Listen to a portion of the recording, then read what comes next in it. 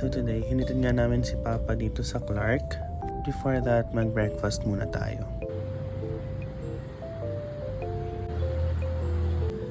As you can tell guys, we went here at Starbucks to grab some coffee first, pero grabe yung pastry nila, hindi ko mabasa. Yung katabi na lang yung in-order ko. Ayan, kain muna tayo.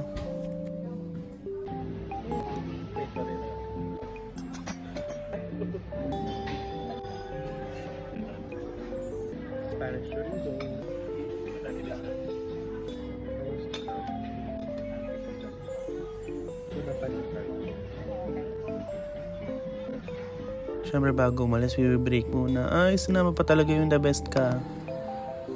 Dapat talaga dito tayo mamili ng mga sapatos. Yes, man, nakikinig ako pero Jamba Juice muna, first time ko po. Ano nga po? 22 ounce po na mango adobo. Take it. To go yan pero grabe. Alam mo kung saan aminom? Diyan pa rin sa store. Naasiman na si Mama pero ako nagbigay pa rin ako ng chance na hindi karapat dapat. Uy, ano daw? Asim din. Kasi lang sa pineapple wala. Pinutol ko na yung comment ko dito kasi baka mabash ako. Feeling ng mabash?